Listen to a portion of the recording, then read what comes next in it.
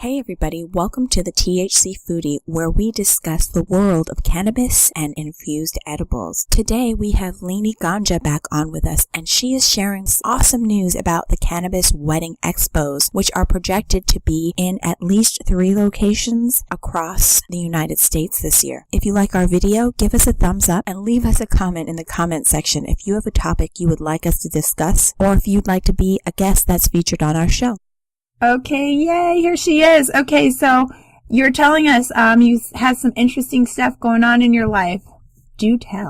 So the Cannabis Wedding Expo is this amazing expo that's cannabis friendly to enhance your events, especially your big wedding day, and have things like a bud bar. So instead of just offering alcohol, you can have like an on-site bud tender who's helping you to choose between flower and like vaporizers and patches and all kinds of things to basically enhance your event and just have a good time. So that expo is in its 2nd year this year, and it grew from just 1 city last year to 4 cities this year.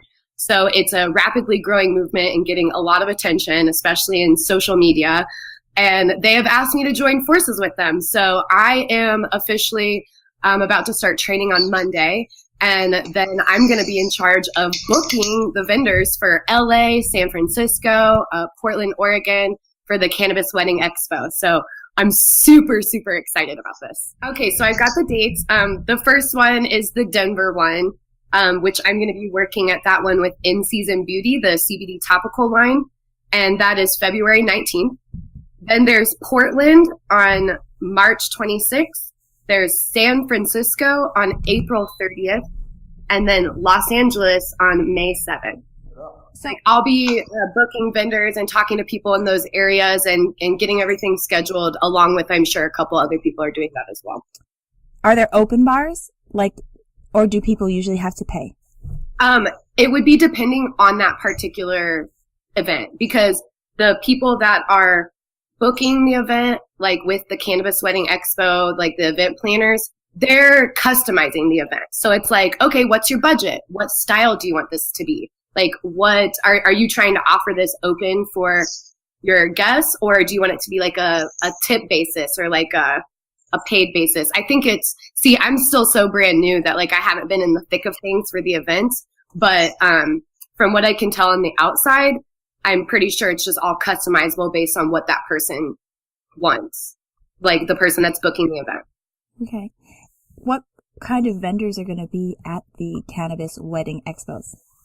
It's a lot of people doing, like, I would say it's more services than products. So the people that do have booths that have products like ready to sell will stand out really well because they're going to, people are able to go to that expo, shop around for what they want, and they could even leave with items. So people that have CBD products, hemp-based products, they could sell right there at the expo, which is a nice bonus. There's a lot of services being provided, things like, cannabis-friendly wedding photographers and cannabis-friendly like venues that you can talk to, and pretty much anything that is like open to the cannabis community and will offer their service for events. That's the type of people that will be there. So it could be, it could be music, it could be photographers, it could be food, it could be all kinds of things.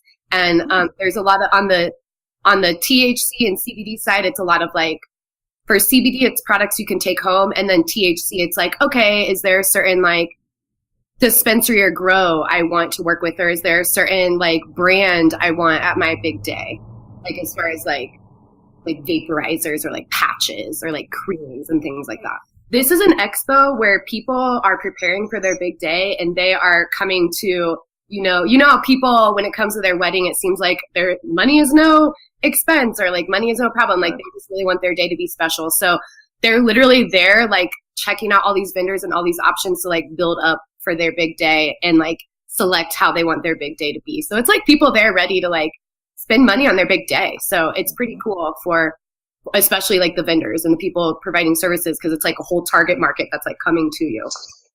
I have a quick question.